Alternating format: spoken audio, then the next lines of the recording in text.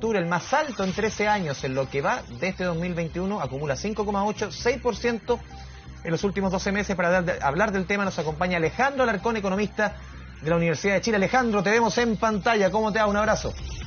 Un abrazo, Andrés. Andrés, muchas gracias por la invitación. Alejandro, comencemos al tiro, vamos en materia. Se esperaba un 0,8, fue un 1,3, o sea, un 50% por sobre las expectativas. ¿Cómo analizas el IPC de octubre cuando ya veníamos de un IPC de septiembre muy alto? Sí, yo en realidad tenía 1 y un poquito más, estuve más cerca. Pero es una dinámica que tomó la inflación, ¿no es cierto?, que es peligrosa, porque nos empieza a acercar a los 2 dígitos de inflación. Y también es sorprendente porque esto por lo menos yo me hago responsable de mis palabras, lo venía advirtiendo hace 4 o 5 meses, incluso en los mismos estudios del canal, en Televisión Nacional de Chile, di varias veces este pronóstico, que nos podíamos ir fuera del rango meta de una manera muy fuerte, como estamos ahora. El rango meta, recordémosle a la gente, que es entre 2 y 4%. Ya estamos, yo creo que en términos, mi predicción para el año es cerca del 6,5, porque tenemos acumulado 5,8 y la inflación probablemente de los meses de noviembre y diciembre va a ser sumado, siendo muy optimista, 1 punto. Entonces tenemos una situación que el Banco Central va a corregir, sin duda que va a corregir, y ya ha empezado a corregir, y en la próxima reunión probablemente va a subir la tasa de interés de política monetaria más de un punto. Por lo tanto, estamos con un problema en el país que se llama inflación. Alejandro, tomando en consideración justamente los números que hemos visto, aquí hay una discusión hace rato bien instalada. Esto viene de afuera, este escenario es interno. Yo recuerdo también cuando fue los primeros años del segundo, de Bachelet 2, también, a ver, los números bajos vienen de afuera, de adentro, una discusión que no es nueva. Respecto a esto puntualmente a la inflación, ¿cuánto tiene que ver el escenario externo, otros países que también están asomando periodos de inflación alta como Estados Unidos, Alemania, Inglaterra, y el escenario interno? Bueno, Andrés, yo creo que hay un componente internacional también en la inflación, por lo que tú estás relatando. Incluso sabemos que eso tiene que ver con la cadena logística y otros temas que vienen de la oferta, pero yo creo que por lo menos 2/3 viene de acá, doméstico.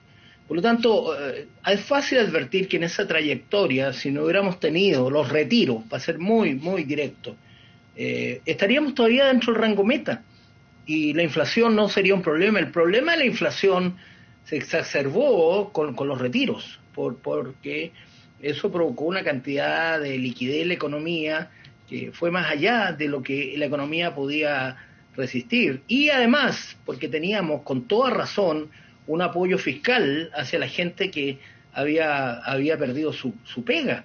No es razonable que el Estado te quite la pega y que después no te dé nada, porque no te dejaron ir a trabajar. Por eso que los subsidios y las ayudas fiscales yo creo que son razonables, y una vez que ya pasa y que la economía puede volver, hay que ir viendo cómo se devuelve el interés por la gente, para que la gente vuelva a la fuerza de trabajo. Pero los retiros creo que ha sido un error tremendo realizarlo, y ahora estamos discutiendo un 4.º retiro. Yo creo que con el 4.º retiro nos vamos por arriba del 7%, y como que se nos anda, en el campo dicen, se nos arrancó la yegua en Sillagua. Tenemos como una yegua en Sillagua. Los argentinos dicen se nos arrancó la tortuga, que eso ya es peor.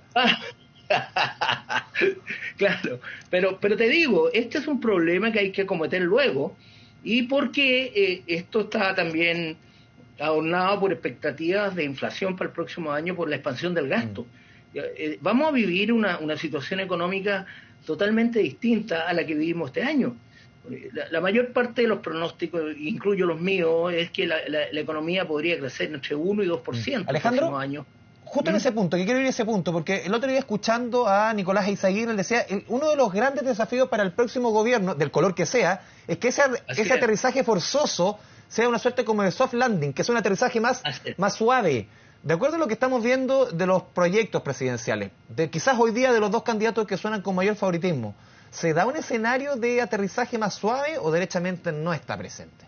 Mira, Andrés, para que haya un aterrizaje suave tiene que haber una trayectoria de inversión más alta de la que tenemos ahora. Ahora estamos de acuerdo a mis cálculos, con una trayectoria de inversión, con suerte, cercana al 7%.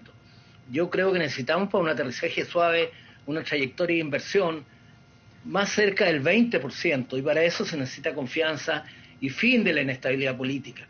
Vamos a enfrentar un proceso electoral que en democracia debería conducir a estabilizar el país, ¿no es cierto? Así funciona la democracia, la gente va a votar y eligen quién creen que va a ser el líder. Pero tengo que decir que hay mucha desconfianza, entonces creo que un aterrizaje suave todavía está lejos, no quiero ser pesimista, pero pienso que el próximo año va a ser muy difícil, incluso por eso mismo, y yo me dedico a las trayectorias para ver las curvas, cómo se ajustan, y lo he hecho por muchos años, y por lo tanto no descarto que haya una recesión el próximo año en alguna parte del segundo semestre. Lo decía el BCI, lo decía que a final de año, más o menos, último trimestre, primer trimestre del 2023, la semana pasada conversaba con Sergio Lehmann y decía ahí claramente el escenario está súper dado en ese semestre ubicándolo.